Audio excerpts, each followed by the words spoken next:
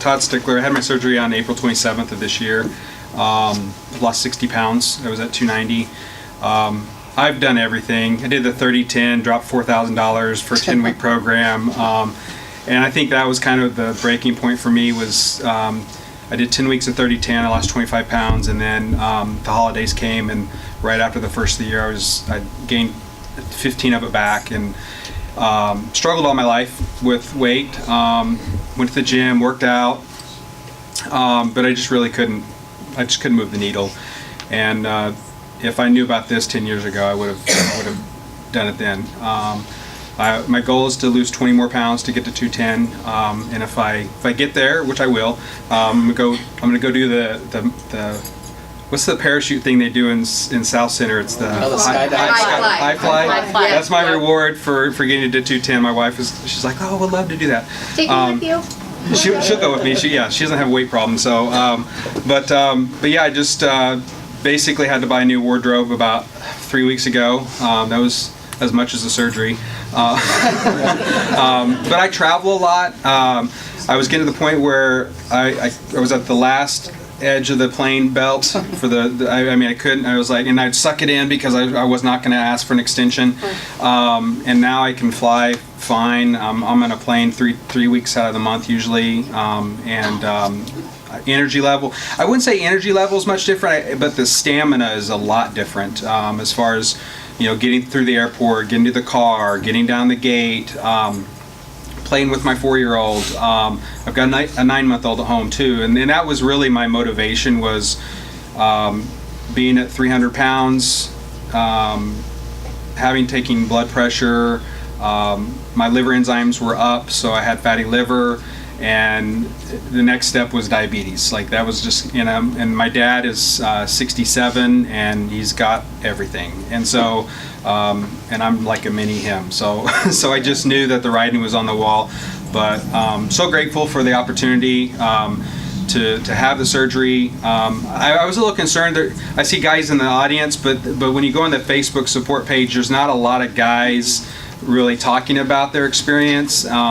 And a friend of mine, her name's Gretchen, she's actually from Tulsa, she's on one of the videos, thick southern accent. Listen to her testimony, it's a great little testimony, but I called her and I was like, what'd you do? Like, and she told me, she's like, I went down to Mexico, and I was like, really? This is kind of interesting.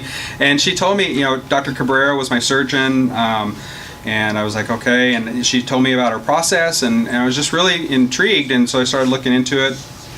You can't get away with much with social media now, so, if you're at least concerned, people will write whatever they need to write to get the word out, and there's nothing bad. I would say nothing bad, but there's very little bad things other than normal complications that you know about Mexico Bariatric, and that's what I think got me over the edge about going to Tijuana was like, you really didn't see anything where there's Google or Facebook or whatever. So if you're concerned, look at social media. Nobody can really get away with being a bad business person. As an organization, people are going to talk, they're going to tell the truth. And I had a great experience in the hospital. The nurses, the staff, the surgeons, the patient coordinators. I had a little bit issue with email, so when I didn't get a reply, I just picked up the phone and somebody was there. So, if you're talking to a coordinator and you're not getting a response right away, just pick up the phone. I know that's not normally what we do nowadays, but but yeah, I picked up the phone and was able to get a hold of everybody. I had a lot of acid reflux before. I was taking not Nexium, but one of them, I can't remember, but I was having to take it every single day. I was taking acid reflux medicine, and then after the surgery, they want you to take, I think it's Prilosec, or a form of it. What is it?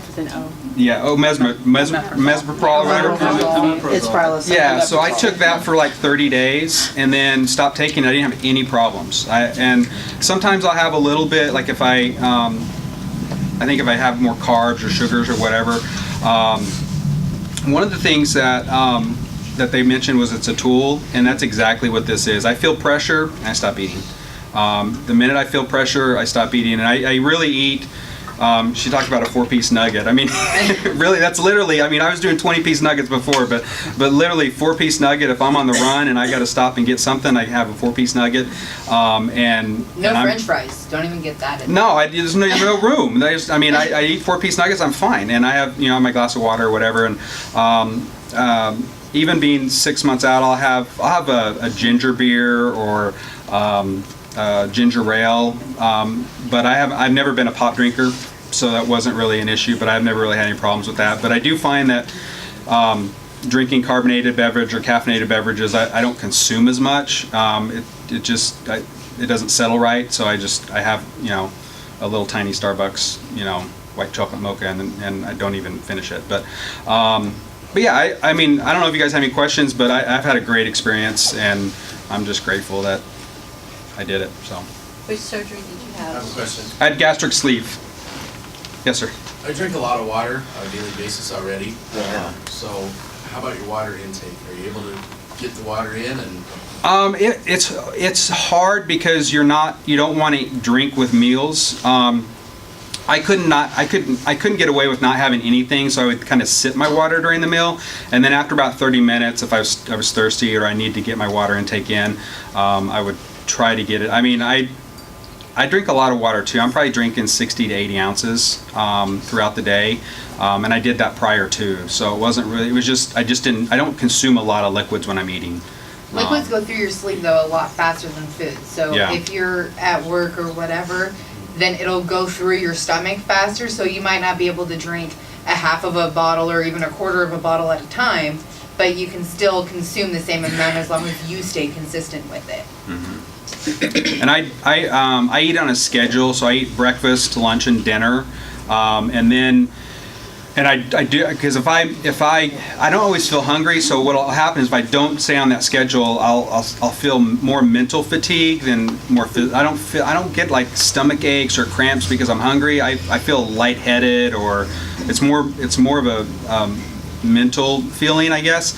And then if I start to feel that and I'm in between, I just do a protein bar or something like that, and that gets me through to the next meal. So, but I eat literally half of whatever's in front of me, and that's one of the things they don't talk about, is if you're addicted to food, then you will go through a grieving process. I was hangry for like 2 weeks, and my wife was like, "What is going on with you?" And it was just that emotional fulfillment with food that you don't get or you can't experience. Like I would make something and I'd be like, "Oh, this is gonna be great," and then I'd have 4 bites and I'd be like, "Oh, really?" Like, it's just you actually, I mean, you go through this kind of withdrawal with food, and it's the emotional connection, and once you get through that, which was probably about week 5 to 6, and now it's just like I order something, I'm like, it's a lot of waste right there, because I'm in a hotel and I don't want to take it back with me. If I'm home, I just take it to go and I'll eat it the next day for lunch. So, but anyway, any questions? I don't want to take anybody else's time, so I'm sorry. Thank you.